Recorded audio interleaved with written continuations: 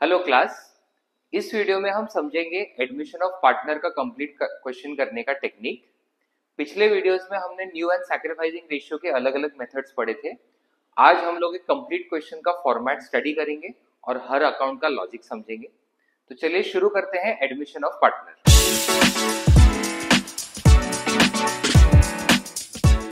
First step जो admission of partner के question में होता है वो है calculation of new ratio and sacrificing ratio.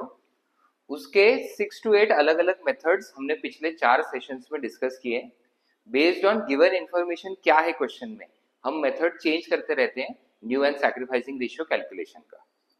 एक बार न्यू एंड सैक्रिफाइसिंग रेशियो हम कैलकुलेट कर लेते हैं, सेकेंड स्टेप होता है रीवैल्यूएशन अकाउंट।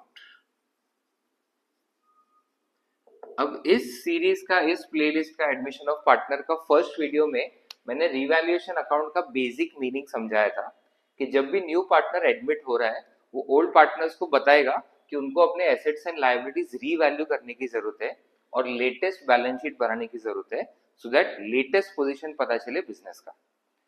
ये रिवैल्यूएशन करने के लिए ही रिवैल्यूएशन अकाउंट बनता है। अब ये नॉर्मल लेजर अकाउंट है, डेबिट एंड क्रेडिट साइड।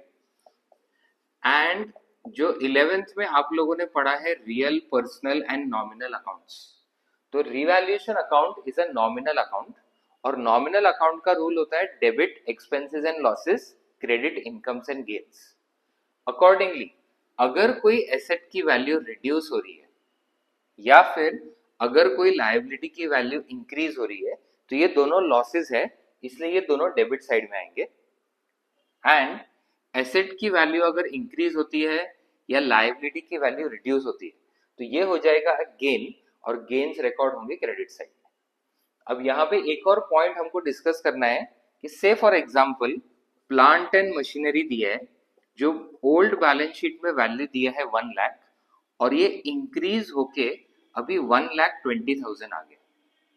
सो ये जो चेंज है 20,000 वही रिवैल्यूएशन अकाउंट में रिकॉर्ड होगा।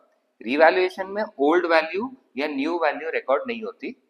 ओल्ड वैल्यू दिया होता है क्वेश्चन में बैलेंस शीट में, न्यू वैल्यू हमको रिकॉर्ड करना होता है न्यू बैलेंस शीट में जो हम आंसर में बनाते हैं। रिवैल्यूएशन अकाउंट में आता है सिर्फ चेंज।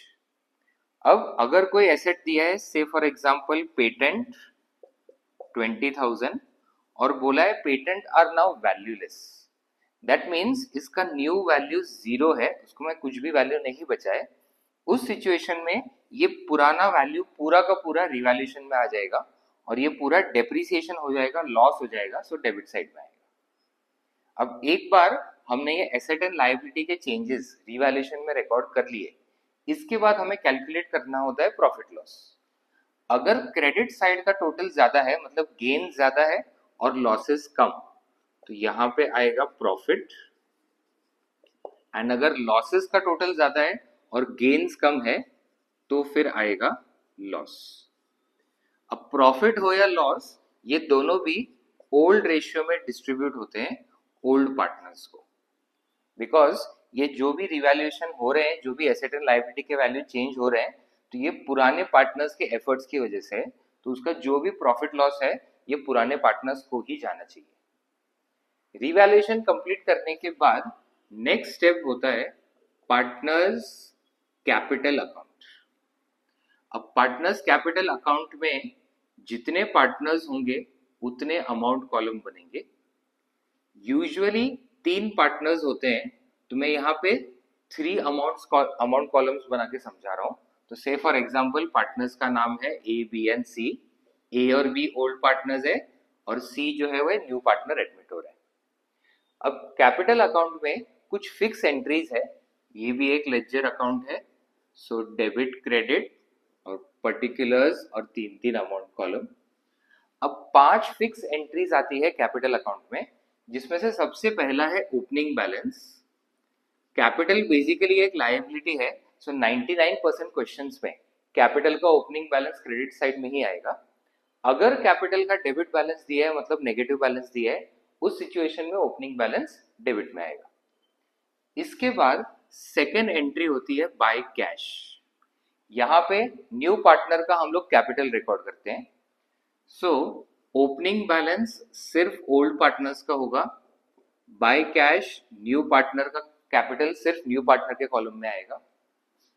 उसके बाद by premium for goodwill, new partner extra cash लेके आता है in the form of goodwill और ये डिस्ट्रीब्यूट होता है ओल्ड पार्टनर्स को, बिकॉज न्यू पार्टनर के आने पे ओल्ड पार्टनर्स को कुछ ना कुछ सैक्रिफाइस करना पड़ा है, इसलिए ये गुडविल ओल्ड पार्टनर्स में डिस्ट्रीब्यूट होगा और वो भी सैक्रिफाइसिंग रेशियो में।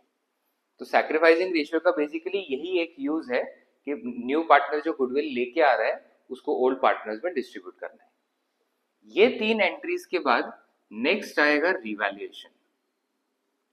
अब अगर रिवैल्यूएशन के डेबिट में हमें प्रॉफिट मिला है तो ये कैपिटल अकाउंट में क्रेडिट साइड में आएगा, और अगर रिवैल्यूएशन के क्रेडिट में लॉस मिला है तो ये कैपिटल अकाउंट के डेबिट साइड में डिस्ट्रीब्यूट होगा।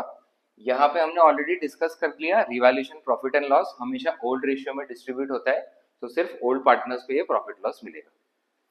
इसके बाद फिफ्थ एंट्री होती है रिजर्व्स। पुराने बैलेंस शीट में जो क्वेश्चन में बैलेंस शीट दिया है उसमें कोई भी जनरल रिजर्व, P&L या कोई भी रिजर्व दिया हो उसको पार्टनर्स में हमको डिस्ट्रीब्यूट कर देना है बाय रिजर्व्स, और ये डिस्ट्रीब्यूट होगा ओल्ड रेशियो में।